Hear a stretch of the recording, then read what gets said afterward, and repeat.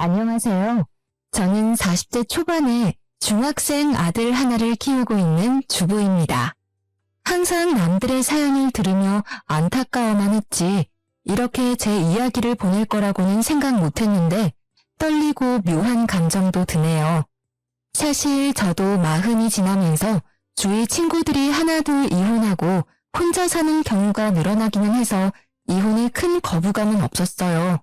그래도 저는 나름대로 무던한 성격이라 남편에게 큰 기대도 없고 같이 나이 들면서 잘 살 수 있을 거라 생각했는데 착각이더라고요. 다들 공감하시겠지만 결혼이라는 게 어디 남편이랑 둘만 잘 산다고 평화롭게 계속 유지할 수 있는 건가요? 아들도 중학생이라 손이 덜 가겠다.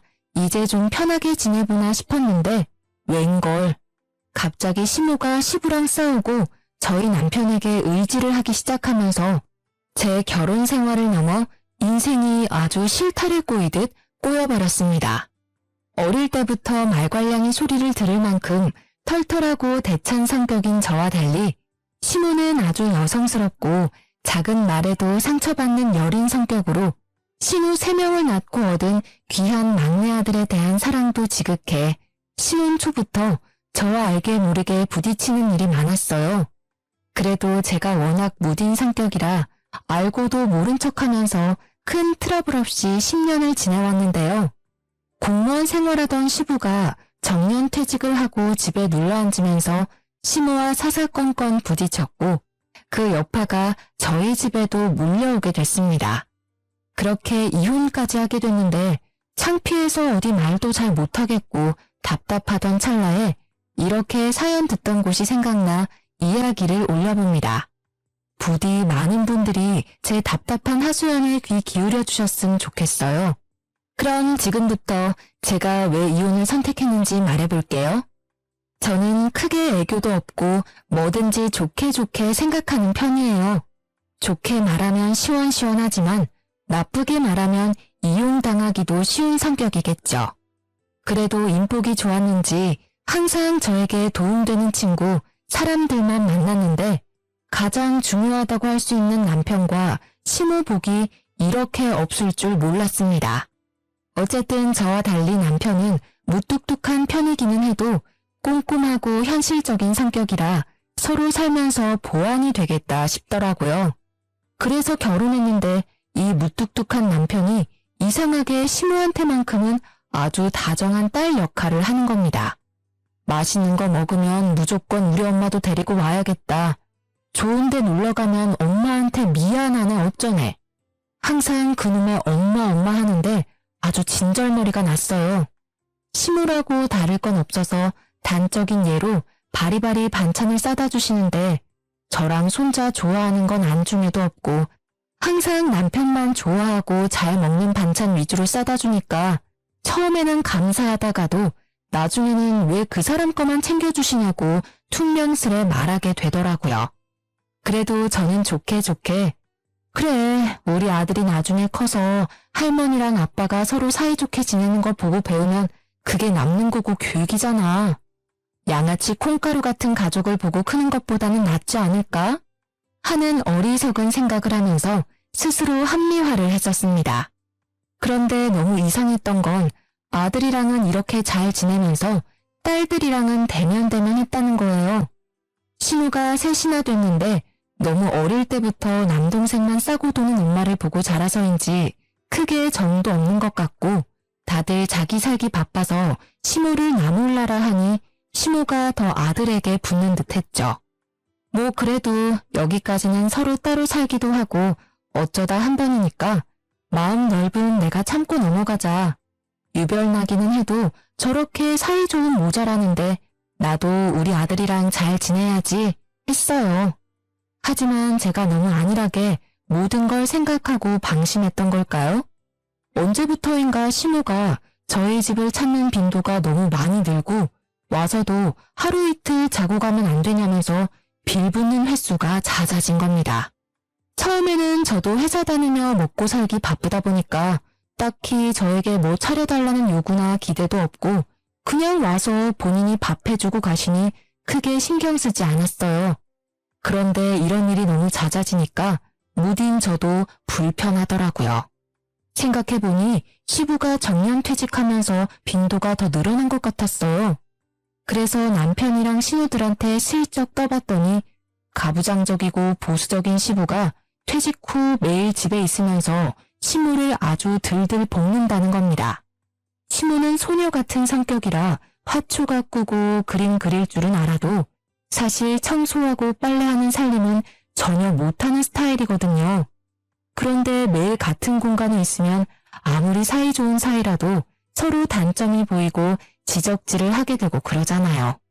딱 시부랑 시무가 그래서 한번 눈에 거슬리니까 서로 다투고 시부 잔소리에 시무가 못 견뎌 집을 나오고 했던 거더라고요. 그렇게 하루 이틀씩 시모가 저희 집에 피신하듯이 와서 편하게 있다가 화 풀고 돌아가는 날이 반복되던 어느 날이었어요. 야근하고 돌아온 집에서 남편이랑 같이 있는 시모를 보고 저 진짜 기절 초풍하는 줄 알았습니다. 시모가 평소에 들고 오던 짐 가방보다 더 큰 무슨 이민 가방 같은 걸 들고 소파에 앉아 있는 겁니다. 어머, 어머니, 이게 다 뭐예요? 여보, 무슨 일이야? 여보, 엄마 가출했대. 뭐? 가출? 어머니, 아범이 무슨 소리 하는 거예요? 아버님이랑 싸우셨어요? 어머마, 나 진짜 너희 아버지랑 하루도 같이 못 있겠다. 진짜 내가 무슨 시녀도 아니고 얼마나 나를 몰아세우는지. 자기는 연금도 나오고 퇴직했으니까 쉬면서 대접받겠다 이 소린데 나도 같이 늙어가는 처지에 영감탱이 수발까지 들랐는데 내가 그 소리 듣고 가만히 있을 수 있겠어? 나 너무 자존심 상해. 어머니, 그래도 아버님이랑 대화해서 푸셔야죠. 이렇게 집을 나와버리면 어떡해요. 아버님은 아세요? 지금쯤 막 찾고 걱정하시는 거 아니냐고요. 그 영감탱이 보는 데서 내가 짐 싸 나왔어. 걱정 마. 겉보다 내가 얼마나 수모를 당했는지 아니? 매일 집에 둘이 있는데 밥 줘라, 물 줘라, 빨래해라, 청소해라. 자기는 손 하나 까딱 안 하면서 아주 나를 들들 볶아대는데 아유, 나 너무 승질나서 그 집에 같이 못 있겠어. 나 당분간 여기서 좀 지내면 안 되겠냐? 네? 여보, 나랑 방에서 얘기 좀 해. 시모가 애처럼 씩씩거리며 화를 내는데 솔직히 귀에 들리지 않더라고요. 무슨 말인지는 알겠는데 그렇다고 아들 집에 이렇게 이민 가방 같은 짐을 한 보따리씩 들고 오는 건 아니지 않나요? 제 상식으로는 이해가 잘 안 돼서 어떻게 반응해야 하나 살짝 고민하고 있었는데 제 눈치를 보던 시모가 제 반응을 긍정적인 걸로 봤는지 이때다 싶어 선전포고를 하니 너무 당황스러웠습니다. 바로 남편을 방으로 데리고 와서 어떻게 할 건지 따져 물었어요. 그런데 이미 남편은 마음을 굳혔는지 별거 아니라는 듯이 굴더라고요. 며칠 만이야. 엄마가 뭐 평생 우리 집에 계시겠어? 본인도 불편한데 금방 돌아가시겠지. 지금은 두 분 감정이 많이 상했으니까 조금만 챙겨드리자. 어? 아니 그런데 내가 진짜 이해가 안 돼서 그래. 내가 딸도 아니고 며느리인데 이렇게 같이 지내면 어머니도 불편하지 않아? 그리고 둘째 형님 이혼하고 혼자 계시잖아 지금. 사위가 불편해서 못 가는 거면 그 집에 가서 지내면 되지. 왜 하필 우리 집이야? 우리 엄마가 당신을 그만큼 좋게 생각하는 거잖아. 당신이 누나들보다 더 편하고 그러신 거겠지. 당분간이야. 내가 부탁할게. 어? 미치겠다. 나는 어머니 불편해. 나도 일하고 집에 와서 편히 쉬고 싶다고. 진짜 당신이 보증서 딱 며칠이야? 그 뒤에는 당신이 책임지고 꼭 집에 다시 모셔다 드려. 알았어? 그렇게 가출한 어머니는 며칠 저희 집에 머물기로 했습니다. 그런데 많은 분들이 예상하셨겠지만 며칠은 개뿔. 하루 이틀이 지나고 사나흘이 지나도 돌아갈 기미가 안 보이는 겁니다.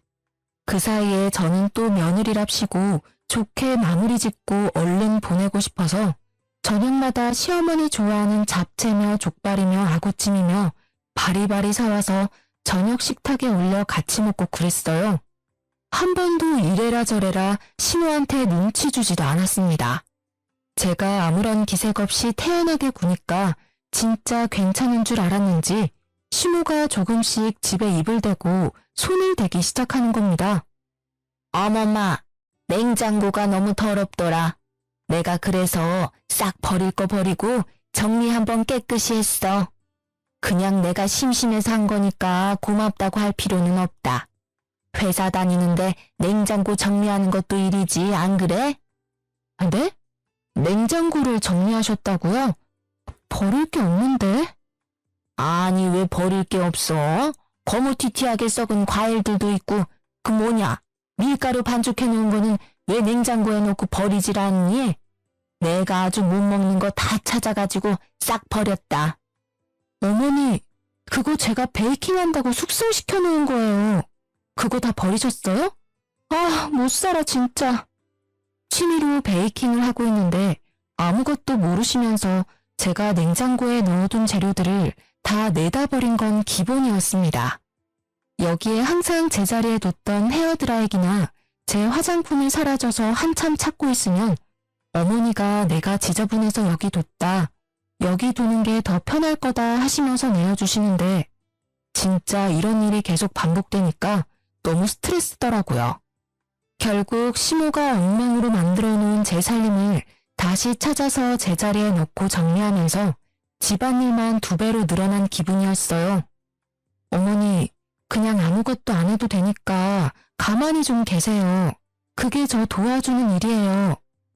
아니, 나는 너 편하라고 한 건데 얘 너무 섭섭하다. 어쩜 말을 그렇게 서운하게 하니? 내가 너 괴롭히자고 이런 거야? 그게 아니라요. 이렇게 자꾸 살림 건드리시면 저 너무 힘들다고요. 아, 못 참고 제발 그냥 아무것도 안 해도 되니 가만히 계시라고 하면 눈물을 글썽거리면서 섭섭하다 이러시는데 진짜 저만 나쁜 년 된 것 같고 억울한 이 기분 아시겠어요? 그러면서 아들이 퇴근하고 오면 언제 섭섭했냐는 얼굴로 화사하게 웃으면서 하하호호 둘이서 너무 행복한 시간을 보내는데 이 꼴을 보고 있자니 가슴 깊은 곳에서 분노가 치솟기 일쑤였습니다. 그래서 남편에게 SOS를 쳤어요. 이때가 시모가 가출해온 지 일주일 정도 됐을 때일 겁니다. 퇴근 후에 남편이랑 집에 가기 전 카페에서 오랜만에 진지한 대화를 나눴는데요. 나는 더 이상 시모랑 한 공간에서 같이 못 지내겠으니까 시댁에 다시 모셔다 드리든지 친구들 집에 모셔다 드리라고요. 그랬더니 남편이 한숨을 푹 쉬면서 난감한 표정을 짓다가 도저히 안 되겠던지 자기 누나들한테 전화를 해서 사정을 이야기하는 거예요. 저는 앞에서 커피 쪽쪽 마시면서 편하게 보고 있었습니다. 그래도 남편이 아직 사리분별은 하는구나. 가정은 지키고 싶어 하네. 이런 생각을 하면서요. 그런데 전화를 끊은 남편이 이상한 소리를 하더라고요. 당신이 하라는 대로 다 말했어. 누나들이 여기로 온대. 어디? 우리 집으로? 잘됐다. 누가 어머니 모셔간대?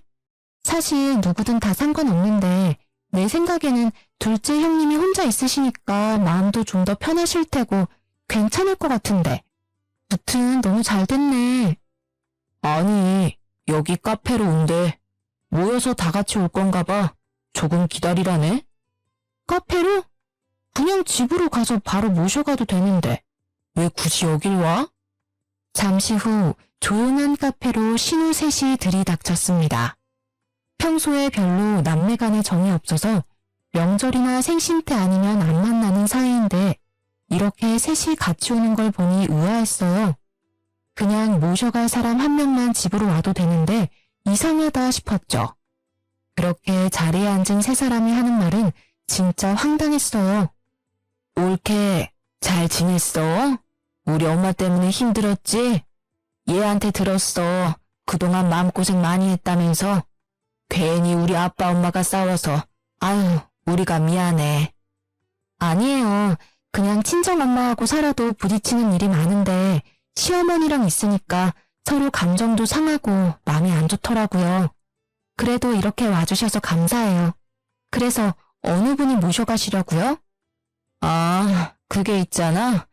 사실 우리가 생각을 해봤는데 우리들 집에 가봤자 아빠가 찾아오면 엄마랑 또 싸우고 더 안 좋을 것 같더라고.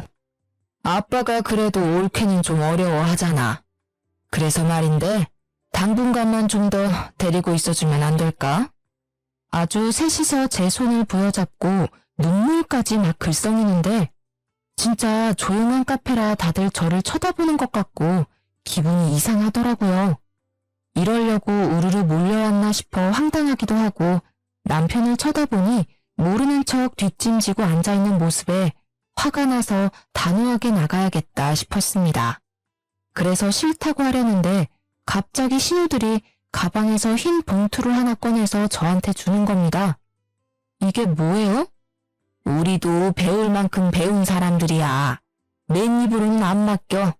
매달 생활비 100씩 줄게. 응? 올케 애 키우면서 학원비 맨날 쪼들린다고 그랬잖아. 잠시 동안이라도 생활비에 보태서 써. 봉투 열어보니까 5만 원짜리가 빼곡히 들어가 있더라고요. 보통 제 부모가 다퉈서 따로 살고 싶다고 하면 차라리 돈 모아서 방을 하나 구해주거나 상황 되면 친아들, 친딸이 같이 사는 게 맞지 않나요? 진짜 이 상황이 뭔가 당황스러우면서도 다들 형편이 좋은 것도 아닌데 이렇게 돈까지 모아서 주는 걸 보니 얼마나 부모가 불편하면 이러나 싶기도 하고 남편이랑 싸워도 갈 데 없는 시무를 생각하니까 딱한 마음도 들더라고요. 굳이 돈 때문은 아니었지만 이런저런 상황을 생각하니 또 바보 같은 제 마음이 약해져서 조금만 더 참아보기로 했어요. 그런데 호의가 계속되면 권리인 줄 안다는 말이 저희 상황에도 적용이 되는 건지는 미처 몰랐습니다. 시모의 집안 간섭은 날이 갈수록 심해졌어요. 원래 저는 맞벌이를 하는데 살림에 관심이 거의 없는 편이라 일주일에 한두 번은 도우미를 불러서 청소 빨래를 몰아 했거든요. 요즘에는 어플도 잘 되어 있어서 경제적 부담도 예전만큼 크진 않잖아요. 그런데 대뜸 시모가 이 사실을 알고 나서 돈이 아깝다며 자기가 대신 할 테니까 도우미를 부르지 말라는 겁니다. 저도 생각해보니 시모가 굳이 한다는데 집에서 뭐라도 하고 싶은가 보다 싶어서 알겠다고 그러시라고 했어요. 그런데 앞서도 말했듯이 시모는 소녀 같은 성격이라 살림에는 젬병이었고 그것 때문에 시부랑 많이 다퉜잖아요. 저희 집에서도 다를 건 거의 없어서 오히려 제가 하는 것만 못하는 상황이라 청소며 빨래며 제대로 되는 게 없더라고요. 매일 입어야 하는 블라우스나 와이셔츠가 세탁된 게 없어 아침마다 발을 동동거렸고 식탁에 말라붙은 양념 자국을 며칠씩 보기도 예사였어요. 그래서 다시 도우미를 부르겠다고 했는데 굳이 자기가 하겠다며 돈 아깝다고 고집을 부리는 시무를 보니 속이 답답하던 거 있죠. 심지어 부부싸움이나 중학생 아들 양육 문제에도 입을 대기 시작하더라고요. 부부가 살다 보면 사소한 문제로 싸우기도 하지 않습니까? 저희도 예외는 아니라서 투덜거릴 때가 있었는데 방에서 말다툼을 좀 하고 있으면 귀신같이 엿듣고 들어와서 남편 편을 드는데 진짜 빡치더라고요. 눈치껏 빠지고 못 들은 척도 좀 해줘야 하는데 전혀 그런 게 없었어요. 그저 우리 아들. 남편도 만년 제 편이 집에 있으니 저한테 더 기고만장하게 굴고 재수가 없더라고요. 중학생이 된 아들 교육 문제에도 어찌나 입을 대던지. 제가 알아서 학원에 잘 보내고 있는데 이상한 정보들을 주워와서 과외를 시켜라, 소수정예 학원에 보내라, 우리 형편에 맞지 않는 훈수를 두니까 중간에서 진짜 미쳐버릴 지경이었습니다. 도중에 몇 번 남편에게 이제 한계라고 말을 했는데 처음에는 미안하다, 좀만 참자, 저 자세로 나오더니 나중에는 익숙해졌는지 어쩌라고 하며 화까지 내더라고요. 진짜 어이가 없어서 귀싸대기를 한 대 때리고 싶었어요. 그래서 아예 많은 사람들이 모인 날에 터트려야겠다 싶었는데요. 마침 며칠 뒤에 시모 생일인데 때가 때인지라 그냥 집에서 시켜 먹자면서 시누들이 모두 저희 집으로 온다더라고요. 시모랑 사이 안 좋은 시부는 시모가 극구 반대해서 못 온다기에 따로 음식을 챙겨드리기로 하고 그렇게 시모 생일날이 밝았습니다. 오랜만에 모인지라 음식도 양껏 시켜먹고 화기애애한 분위기였어요.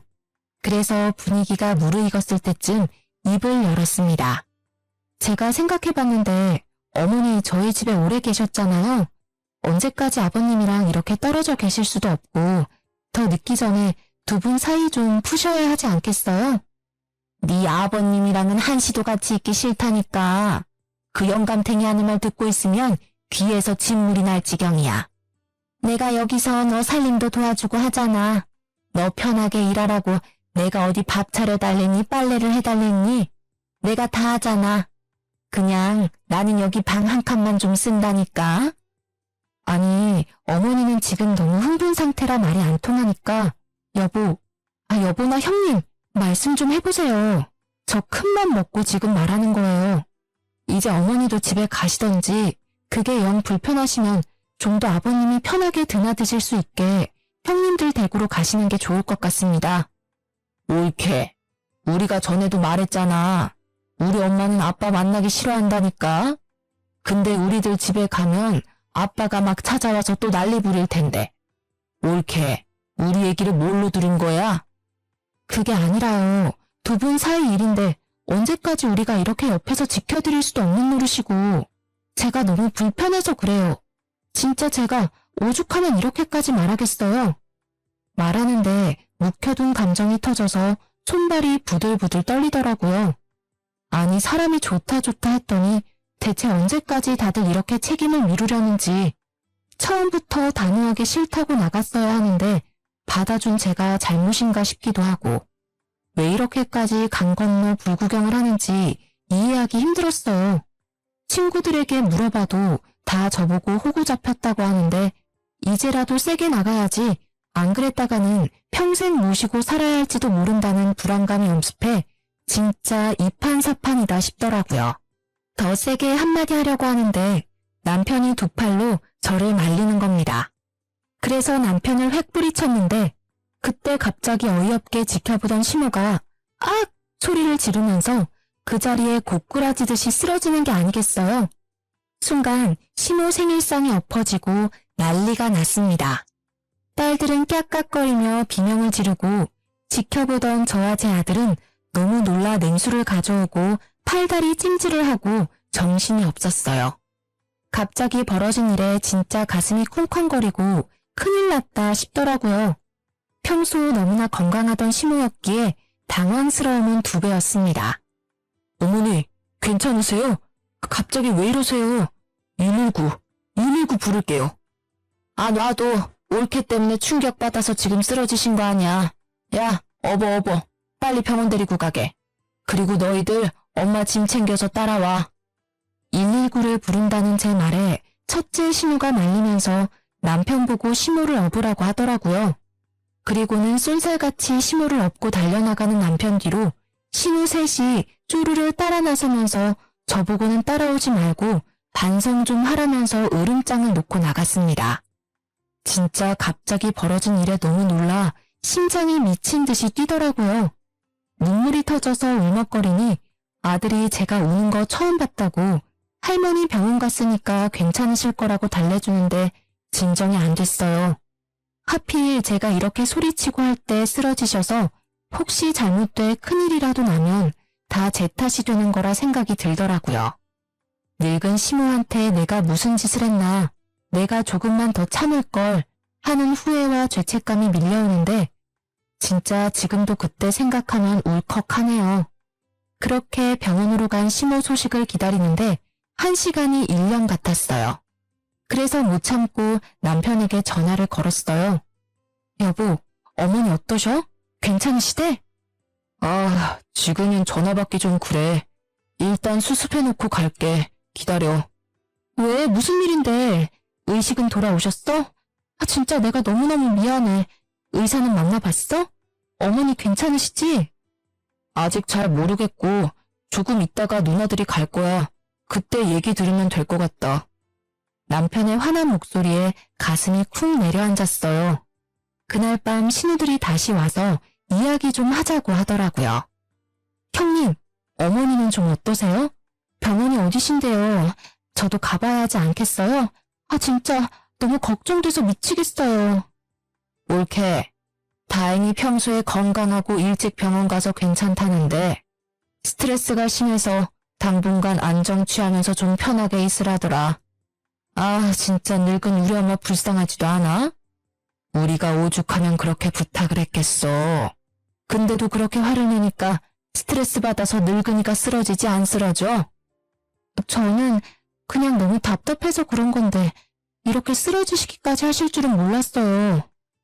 어쨌든 엄마가 옳게도 힘들었을 거라고 이해를 하더라.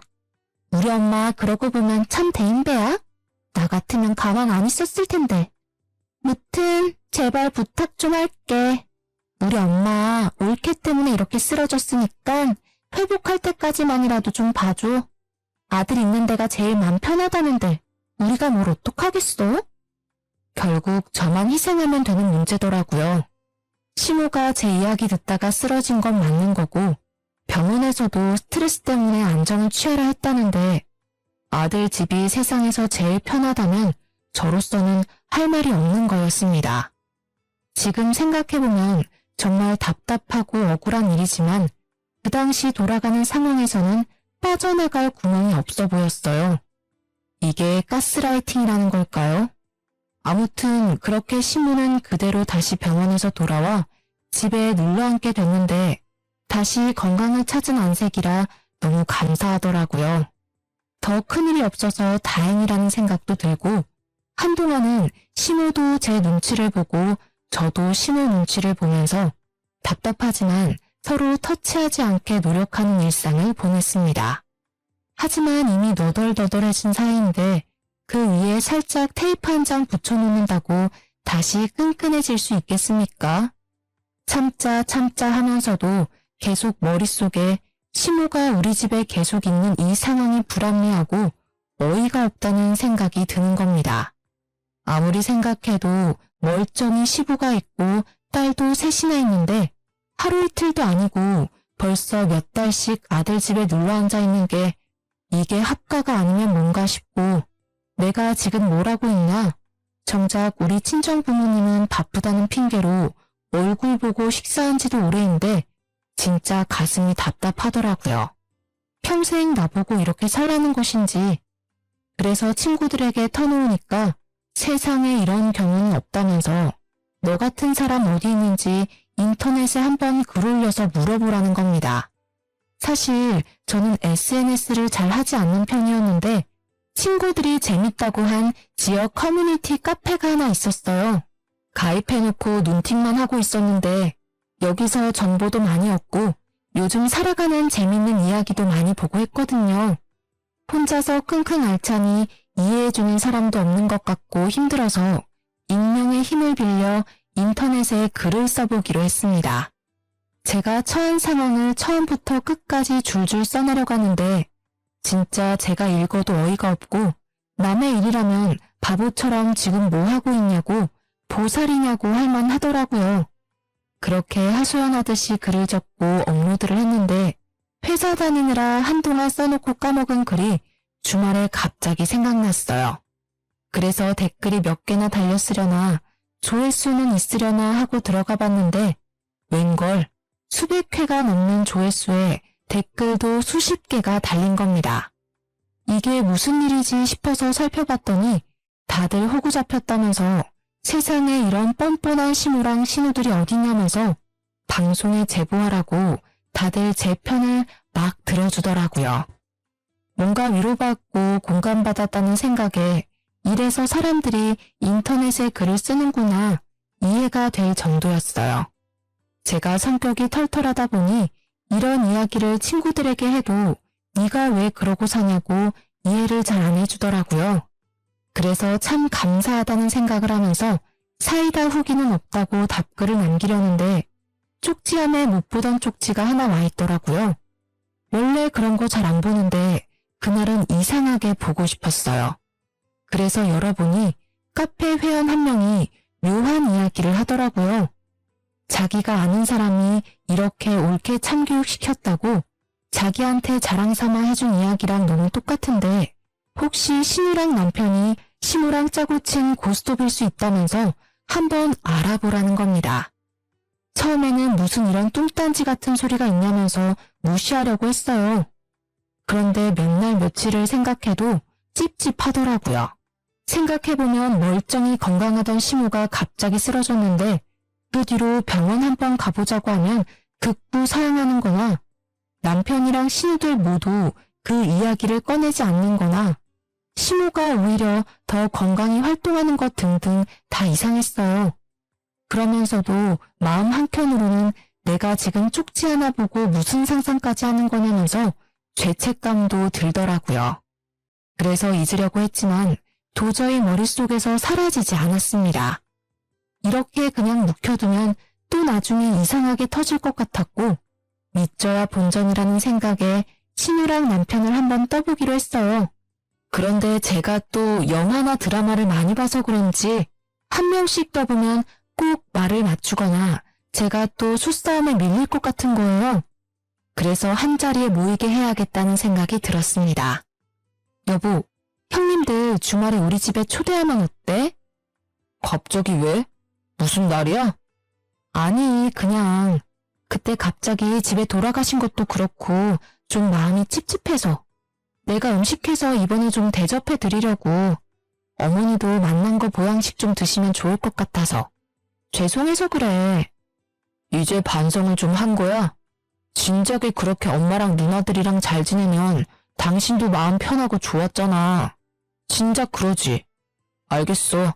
내가 다 불러 모을게. 여보세요? 큰 누나. 누나들 다 이번 주말에 시간 되지? 다 같이 밥 먹자. 주말이 되어 저희 집에 또 신우들이 다 모였어요. 저는 이왕 준비하는 거 상다리 부러지게 이것저것 많이 준비해서 올리고 술도 곁들이려고 거금 투자에 주안상까지 차려놨습니다. 어머, 옳게. 뭐 이렇게 많이 준비했어. 아니래도 되는데. 아니에요, 형님. 제가 그동안 좀 섭섭하게 했었죠. 이제라도 이렇게 맛있는 거 많이 먹고 형제 자매끼리 친하게 지내고 해요. 어머니도 제가 죄송했어요. 아버님이랑 일도 속상하셨을 텐데 저까지 이렇게 마음 불편하게 해드려서 죄송해요. 말이라도 그렇게 해주니까 내가 좋다. 내가 그동안 말을 안 해서 그렇지 너 때문에 눈치 보고 마음고생하느라고 살이 쏙 빠졌어. 아유, 엄마. 무슨 말을 또 그렇게 해. 다 지나간 일인데. 앞으로가 중요하지. 잘 먹을게 옳게. 먹어. 저 때문에 마음 상했다면서 눈물을 훌쩍거리려는 시모에게 정이 떨어질 지경이었지만 꾹 참았습니다. 남편이랑 신우는 이런 제 마음도 모르고 음식 맛있다면서 쩝쩝거리면서 술 마시고 노느라 정신이 팔렸더라고요. 시모는 제가 차린 상으로 자기 자식들 잘 먹는 거 보니까 흐뭇한지 혼자 있는 시부 생각은 아랑곳 없이 너무 잘 웃으며 있었고요. 이 기괴한 상황에 더 참을 수 없어서 술 기운이 모락모락 오를 때를 기다려서 궁금하던 걸 마구 물어봤습니다. 제일 먼저 타겟은 술 취해서 물 마시러 부엌으로 나온 남편이었어요. 근데 여보, 그날 어머니 쓰러지셨을 때 말이야. 어느 병원에 가셨어? 갑자기 좋은 날에 그 일은 또 왜 꺼내? 아니, 요즘 어머니 기력도 떨어지신 것 같아서 한번 물어보려고.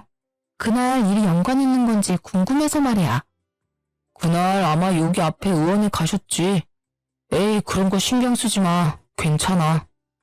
자기가 업고 뛰어갔는데 어느 병원인지 정확히 말 안 하고 얼버무리는 남편이 너무너무 이상했어요. 뭔가 촉이 딱 오는데 확인하고 싶더라고요. 남편이 소파에 뻗자마자 제일 리더격인 첫째 신우에게 말을 걸었습니다. 형님, 저 궁금한 게 있는데요. 어머니 그날 쓰러지셨을 때 어느 병원 가셨어요? 그건 왜 갑자기? 궁금해서요. 그때 차 타고 큰 병원 갔지. 그렇게 노인네가 갑자기 쓰러졌는데 큰 병원 가야지 조그만 데 가서 되겠어? 스트레스에 엄청 약하대. 이제 스트레스 안 주게 다들 노력하자고, 응? 아까 아범은 여기 앞에 의원 같다고 하던데요. 아, 걔가 술 돼서 헷갈렸겠지. 그날 경황이 없기도 했고. 그게 왜? 올케 지금 뭐 의심하는 거야? 에이, 그건 아니고요. 제가 어머니 모시고 다시 가보려고 해요. 요즘 깜빡깜빡 하시고 자꾸 기력도 없으셔서요. 아무튼 큰 병원 갔어. 됐지? 그리고 엄마 병원은 내가 데리고 갈 테니까 올케는 그냥 회사나 열심히 다녀. 나는 또 뭐라고? 네, 라고 말은 하고 다음날 바로 시모를 모시고 큰 병원에 갔어요. 제 눈으로 직접 확인을 해야 이 찝찝함이 풀리겠더라고요. 시모에게는 같이 영양제 하나 맞고 오자고 했습니다.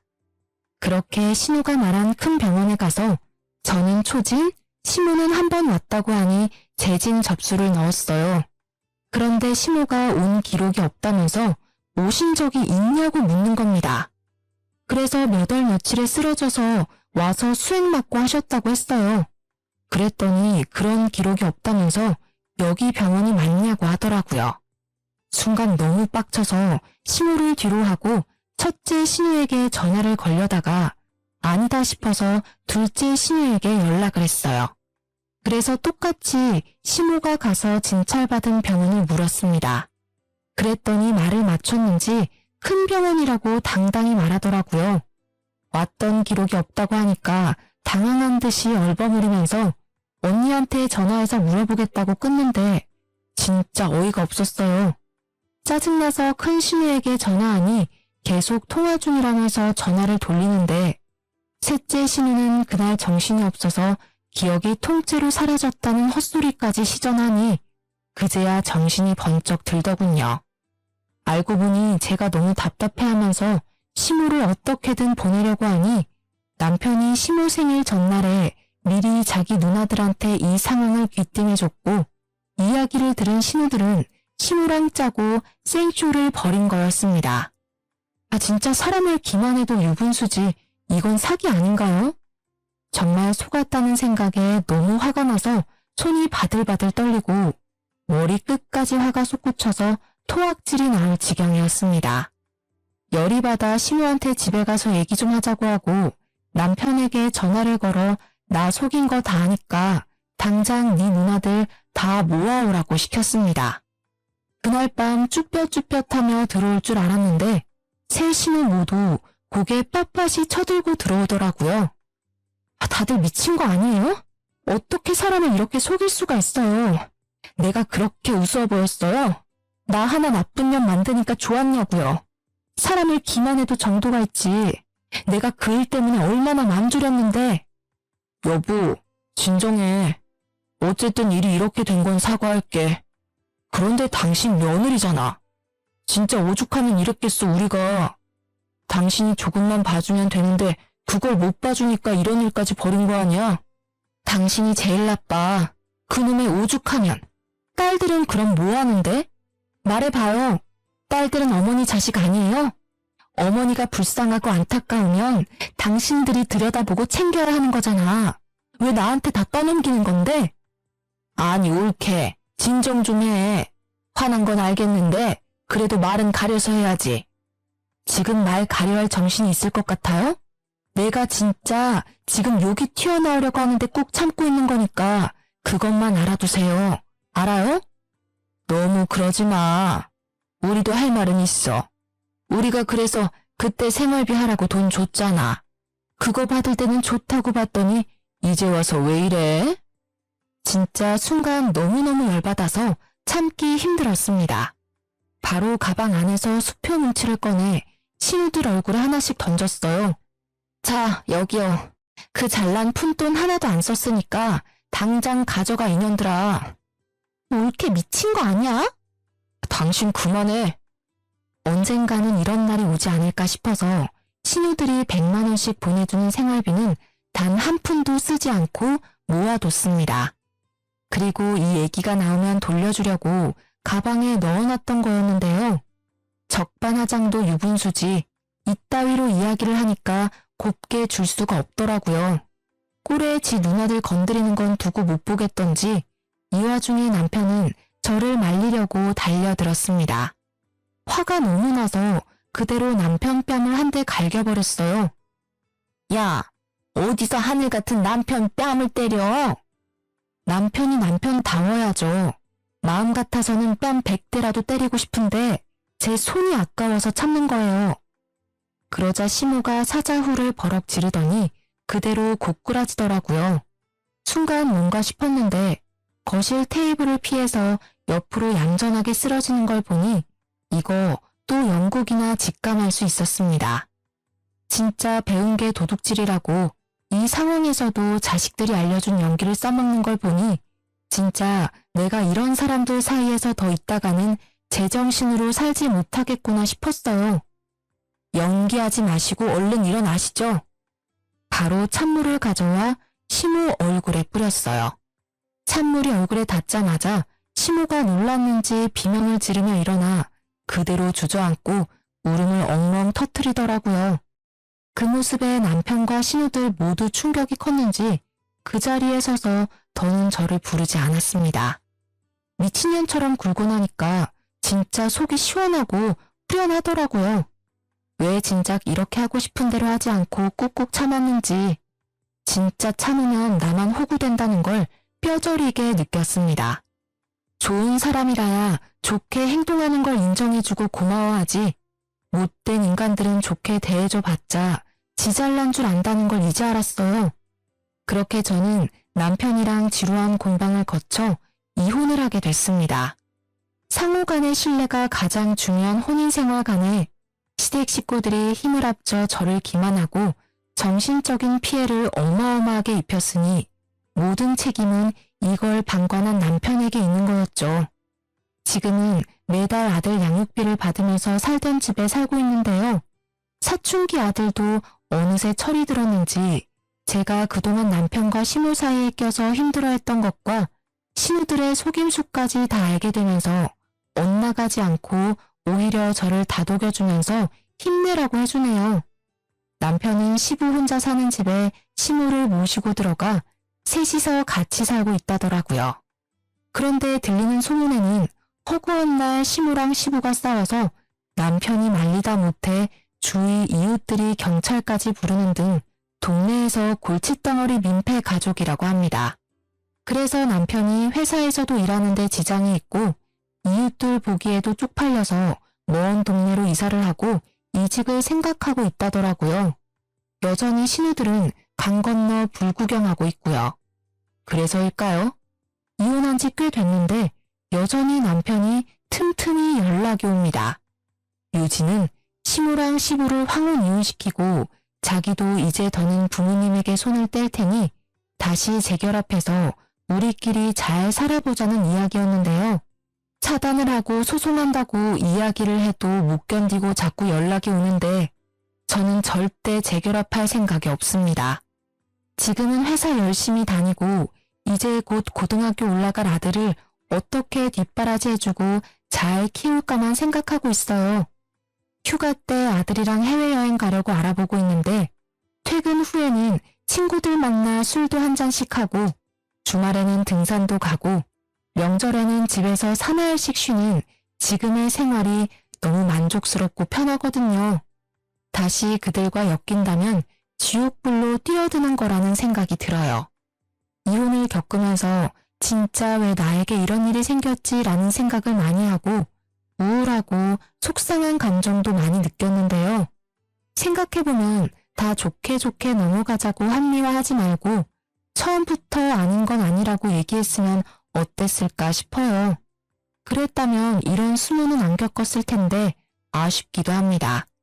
그래도 이제라도 뻔뻔하게 빌붙는 시모와 신우들 그리고 우리 엄마 하며 자기 부모밖에 모르고 아내를 방치하는 남편 비정상적인 그들에게서 벗어날 수 있어 다행이다 싶습니다. 저처럼 가스라이팅 당하는 분들 있으시다면 좋게 좋게 넘기지 마시고 부디 빠르게 이혼하여 탈출하시기 바랍니다. 그럼 이만 제 이야기는 여기서 줄일게요. 모두 건강하고 행복하세요.